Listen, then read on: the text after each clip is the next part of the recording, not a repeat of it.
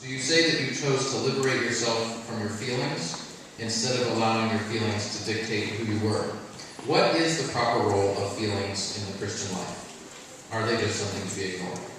So the proper role. Yeah, great. I think that's a great question because, we all have feelings that we never asked for, we never chose, feelings that we might have had for as long as we've had. But I think that, as a Christian, I look at everything through the lens of my belief, my faith. And so even the feelings that I have some feelings. I know that I have been given the capacity for feelings by God, but I know that not every feeling is from God. There's passions and feelings that I have, and so I need to filter those through. Is it every feeling that I have something that I must act upon? And so, that's what it comes down to. We all have feelings that we either act upon or we don't. And so, that's kind of, that's the major difference where we stand on that. I think, there's things that we can agree upon and there's things that we can't. So, that's where I think feelings fall into the Christian belief, that all of us have feelings. And our feelings just need to be filtered through the lens of our faith, or my faith. And through that, then that's how I respond to my feelings.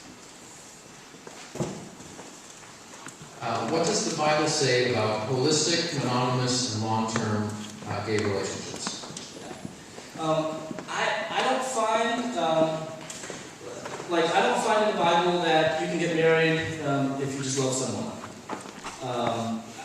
From what I read of Scripture, this is where some of us may disagree, but from what I read in Scripture are examples that it's between a man and a woman. We, yes, fundamentally disagree on many things, several things. But what I'd like to at least communicate is that I am holding to this traditional view while still valuing people, LGBTQ people. And that's possible. I know that there's a lot of people that, just looking across, that maybe there's not that same respect. That's okay. I can live with that. I'm 40 years old and I can live with people maybe not respecting me. But I respect you. I really do. I respect all of you. Straight, gay, it's as if I don't have gay friends. I have a lot of gay friends. I have some that have passed away. LGBTQ family, the community, is something that is dear to me. And you can say whatever you want to say, but this is something that is of concern to me. And, hopefully through this, I'm leaving, after this weekend, but hopefully there can be respectful dialogue. Not kind of the looking down at people or not respecting, their position, but just really open dialogue. At least that can begin. That's why Greg asked me here. Greg did not ask me here so I can be pointing my finger at you guys. He wanted me to come so that this can happen more. Can we agree to that? Okay, maybe 2 people, 3 people. Please? We should respect one another. I've never met one person where I completely agree with him on, or her.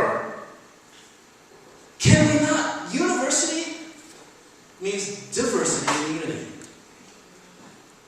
We have differences, yes. And I apologize if that has hurt you. But I want to begin a dialogue with you. I want to get to know you. Thank you, Ben, for meeting with me. Thank you, Jordan, for calling me. Why can't we have that more? I know I opened up that invitation to others, and only Ben came. So, let's start with love. So this will be the last question.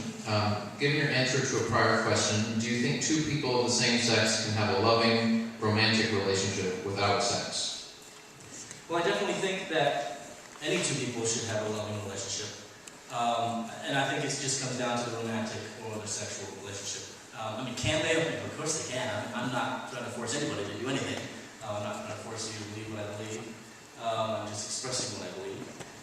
And but I believe that having maybe an exclusive relationship, even though it may be non-sexual, could be then still limiting other relationships. So that's and again, it's not the love. I mean, they can still love each other, but again, that is not an exclusive only, or it's a non-sexual love. I'm sorry. I'm trying really hard to be respectful, but I know that you promote dialogue, and so I'm really confused about why we can't ask questions and about why the questions are being vetted. Because I know a lot of people ask questions that were a bit stronger, and we wanted answers. So.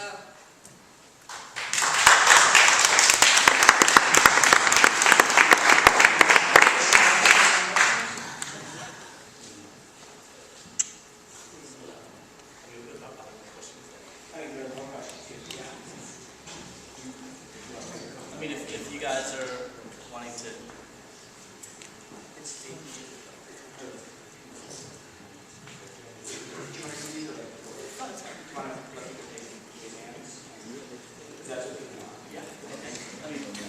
I think we thought that this worked best because, and I mean, this was kind of a mutual decision that to be able to articulate well, sometimes it helps to write things down. So, but if you guys want to, think through the questions, because, I mean, we could do this, but oftentimes when it's just opened up like this, we could be here for 2 hours. So we wanted to kind of expedite things. So, but go ahead. Yeah, I mean, so I just don't understand how you can. I mean, I'll wait. Sorry. I just have to say something. I'm Christopher's mom. Okay, he's supposed to have medication today. Start his HIV medication today. So his white blood cells is real low. CD4 is real low, and I just want the people to respect his health. He's supposed to start. He just got his medication yesterday, and he has not taken medication. So I just respect his health, and not the timing is not going to drag him too long. He has traveled all day today. Okay, thank you. Thanks, Mom. Okay, so in light of that, what we're going to do, in light of that, what we're going to do, so one of the reasons that we did do the written questions is we tried to look through the questions, and Ben was my great helper on this. I appreciate his help, but really trying to find the most common questions that were clustered around similar questions. So if your question was not answered, I'm sorry about that, but in an audience like this, whether we did it by index cards or whether we let people raise their hands, there's no way to answer every question. Christopher is willing to stay around for a little while, so if you'd like to talk to him individually or in a group, feel free to come up and talk with him afterwards.